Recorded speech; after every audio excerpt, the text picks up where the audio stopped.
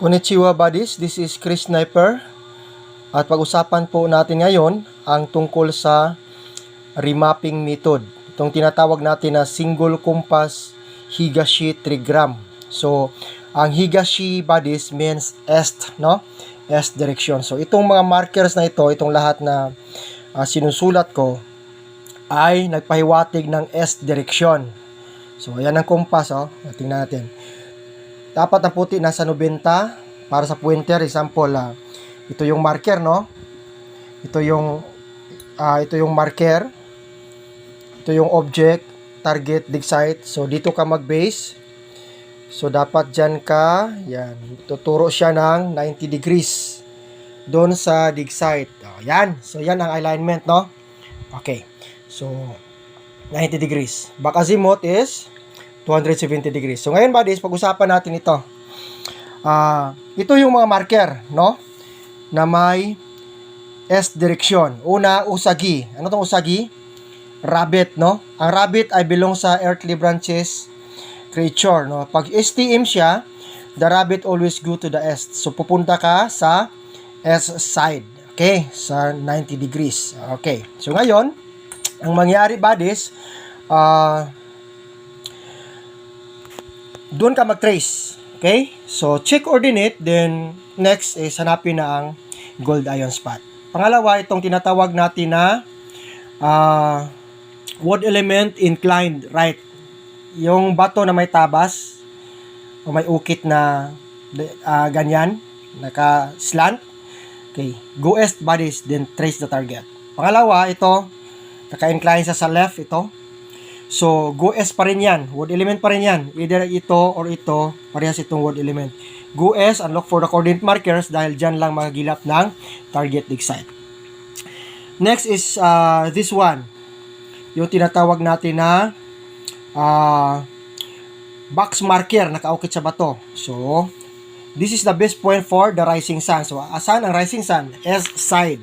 Okay. So, sa S side tayo, buddies, magagilap ng items. Then, BBM with rectangular marker, no? Rectangle. This is the best point or fulcrum point para sa 357 Treasure Boreal layout or pattern. Next is wood element na may kanji. Ito, it's ni san. Okay? Wood element with distance, buddies. Go S 1 yard, go S 2 yards, go S 3 yards. Yan lang muna, no? Then may part 2 pa ito. Abangan lang natin. So, ito yung mga basic na S direction na mga marker. Thank you for watching and Bonsai buddies. Hello buddies, patuloy tayo sa ating part 2, no, sa ating topic na single compass Higashi trigram. So mga markers na may S direction ang linearity and dig site. So ulitin natin no. Yan. Unahin ito usagi o rabbit. So dito na tayo. This is the Higashi dig site secrecy, no? Chris Sniper 8121 ang iyong kaibigan. So, S directions. Alam natin dito, north, south, east, and west. So, yan lang muna ang compass direction na ibigay natin dahil nakafocus tayo sa east. So, pag may rabbit marker ka, ito buddies, so, anong gagawin mo? Go to east, no? Yung sabi dito na the rabbit always go to the east. Okay. East direction. So, pag rabbit ang nakaukit, either kanji or forma ng bato na rabbit or bato na may ukit na rabbit, travel ka sa S, hanapin mo ang dig site. Diyan ka maghagilap. Okay? So, ang rabbit ay palaging nasa S ang placement niya ng dig site. Pangalawa na example, ito. Para sa digging na tumadis pag maghukay ka, 5x5 ang hukay, no? Para diretsyo na sa target. Huwag mong i-triangle ang hukay mo. Pambira. Paanin yan. Okay. Next is itong wood element with cross. So, marami nagtanong, ano ba yung cross? Cementerio ba yan? Hospital? Ano yan? Sa kanji ang cross, meaning yan is 10. Kanji juo yan siya, no? So, pag wood element na may cross, ibig sabihin, go to S na may sukat na 10. So, alam mo na, dalawang given yan. Pwede 10 feet, pwede 10 yards. Pagdating mo dyan ka na mag-framing ng 5 feet by 5 feet, din maghukay ka. Okay? So, kapag may 10 na given, 10 feet ang distance, 10 yards ang distance, bantayan din kada 10 sa dig site. Sikreto yan buddies ha, sinishare ko lang. Kada gist, dahil given na ang gist na numero. Okay? So yun ang Higashi dig site secrecy. So doon ka mag-dig sa S direction. No? Huwag ka na pupunta sa west, given na nga ang direction eh. Kaya sinasabi ko, tandaan ang mga kanji dahil yan nagbigay ng distance and direction. Saka mga elemental marker, para wood. So, alam mo na S ang puntahan mo. So, yan. I-master natin to, no? Dahil pagdating sa site, ay makita mo talaga ito actual, di ba? Sa mga nakasubok na mag-remap, makikita talaga ito ng mga marker bodies. So, kaya, pag-aralan para hindi na magtanong ng tanong, no? Very spoon feeding na po ito. Pero I am sharing this para makatulong, no? Through wisdom and knowledge, no? Hindi ako mamimigay ng ginto, kundi mamimigay ako ng ideas para makakuha tayo ng ginto. Okay, di ba? Mas maganda yun, no? Wisdom and knowledge is more than gold, no? Okay, thank you for watching buddies, and hopefully may natutunan kayo. Okay, good luck to everyone. Bansay!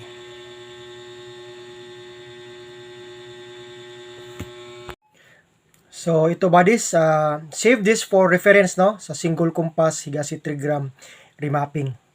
So, tandaan palagi ng elemental marker ay may sariling direksyon or linearity. So, ito, inuuna natin mga wood element, no? So, dito makikita natin na sa remapping, kahit anong marker pa yan, basta kabisado natin ang mga codes and sign, ay alam natin ang direksyon. So, tulad nito, no? Itong mga given natin. So, dito naman sa dig site secrecy na. Okay. So, ang animal marker ay may given na direksyon. So, may mga animal marker na sasapul sa single compass or sa 8 trigrams, no? North, east, southwest, northeast, southwest, southeast at northwest. Tulad ng rabbit. So, sa east talaga yan tatakbo. Diyan ang bahay niya. So, dito buddies, itong kanji juo naman, numeric code, tandaan palagi yan. Ang numero ay given yan for distance and deepness. Kaya, ang cross meaning yan, 10. Dito, sa wood element, yan. Wood element with kanji ich, ne, and san. Okay, so, tatlo yan, no? So, para sa distance po yan. S direction. Okay? So, ito yung mga pinaka-basic sa compass, single compass remapping. Kaya, susundan lang mga vlog natin para may makukuha pa tayong mga ideas about our hobby and avocation buddies. So, tandaan na ang treasure hunting ay walang katapusan ang pag-aaral nito, no? Palagi tayong magsubaybay para madagdagan ang ideas natin sa remapping. Okay? I am sharing this para maraming treasure hunter ang may alam, no? Huwag tayong mag-treasure hunting kung walang alam para hindi masayang ating oras, time, and effort, no? And money. Sayang yan kung hindi natin alam kung masipya tayo. So, this knowledge I'm sharing to you is for your own good buddies. Okay? Thank you for watching. And once again, this is Chris Sniper saying eat, sleep, and explore, and Bansay buddies.